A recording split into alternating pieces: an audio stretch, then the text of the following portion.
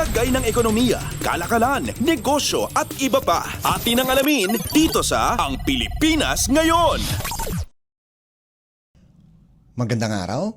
Narito na po ang Balitang Business. Sinabi ng Department of Energy o DOE na nakapagbigay na sila ng 1,300 kontrata sa mga renewable energy na may potensyal na kapasidad na halos 130,900 megawatts. Ayon kay Energy Assistant Secretary Mylene Capongcol, ang mga kontrata ay mula Enero hanggang sa katapusan ng Oktubre. Mula sa kabuuang 1,300 kontrata, 225 ang wind energy contracts ay may pinagsamang kapasidad ng mahigit 83,000 megawatts.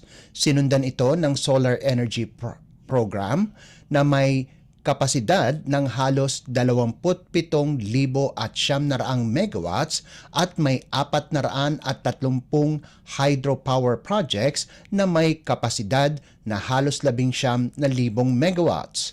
Mayroon namang 37 kontrata para sa geothermal energy na may potensyal na kapasidad na halos 800 megawatts habang ang biomass ay may 58 kontrata na may kapasidad na halos 175 megawatts.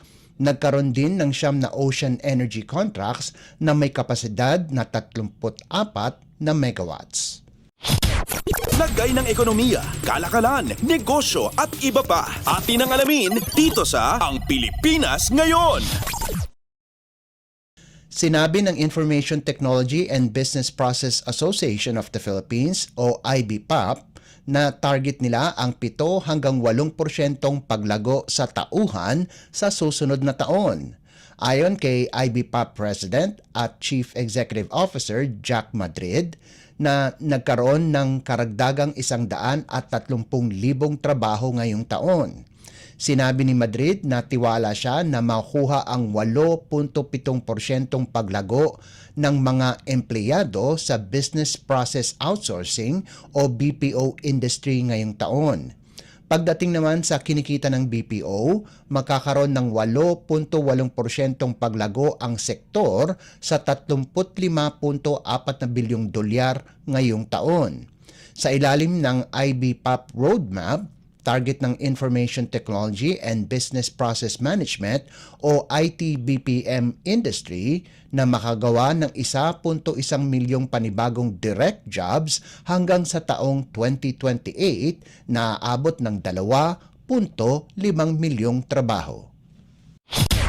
Lagay ng ekonomiya, kalakalan, negosyo at iba pa. Atin ang alamin dito sa Ang Pilipinas Ngayon. Nakapagtala ng 4.8 milyong international visitors ang Pilipinas, lagpas sa inaasahan ng Department of Tourism o DOT para sa taong 2023. Sa isang pahayag, sinabi ng DOT na simula Enero hanggang ika-27 ng Nobyembre, nakapagrehistro ang bansa ng 4.82 milyong katao na bumisita sa bansa.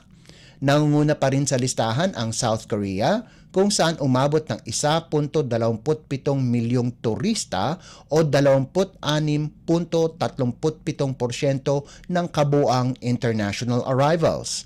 Sumunod ang Estados Unidos na may halos 777,170 o nasa 16.53% ng kabuang bumisita.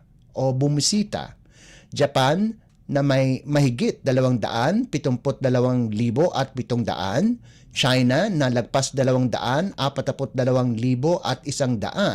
at ang Australia na halos 225,500 turista.